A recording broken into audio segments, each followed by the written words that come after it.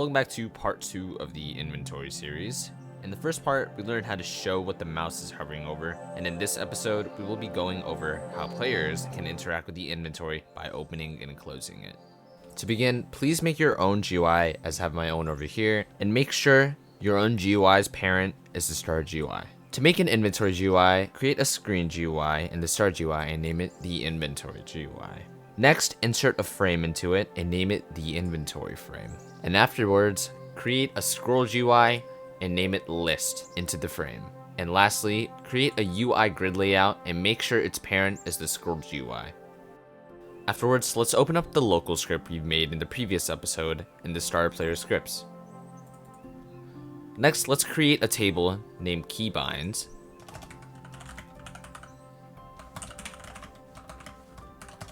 And type in toggle bag with brackets and define it with item.keycode.e. Do note that you can change the item.keycode.e to whatever you want the button for opening and closing the inventory GUI to be. Next, create a function with your user input service variable with input began.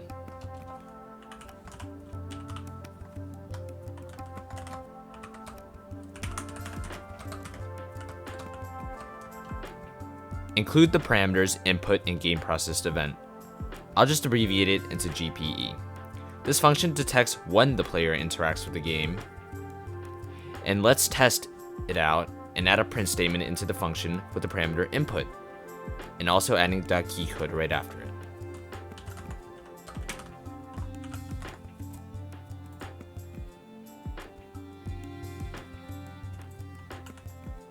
As you can see on the left, it prints out whatever key we are pressing. For instance, since I'm interacting with the game, like moving, it'll print out every key code I'm interacting with. So if I'm holding W, it'll tell me that I'm holding W. You may also notice that it says unknown. That is also because I'm interacting with my mouse, but it's not a key code, so it just doesn't print out anything. Or more rather, it prints out unknown. Next, let's also create some variables for the inventory GUI.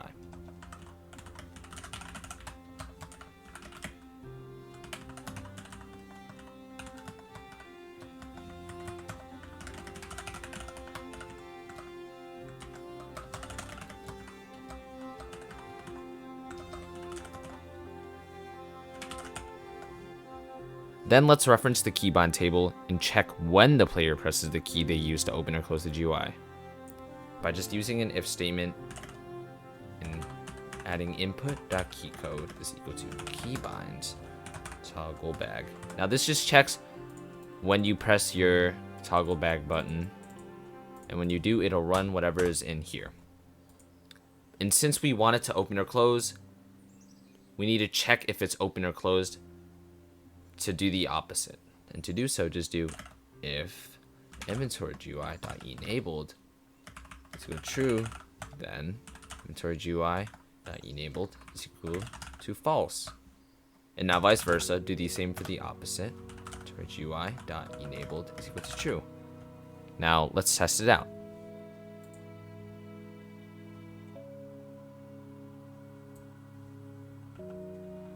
And as you can see, it works.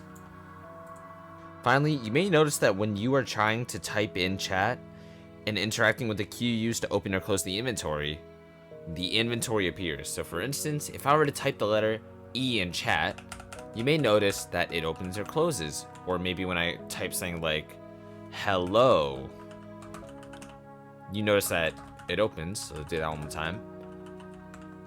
And to fix this, use the game processed event parameter in input began, the second one, and add if not game process event then, and add an end at the end here. And let's test it out. That should work. So let's test it out. It works.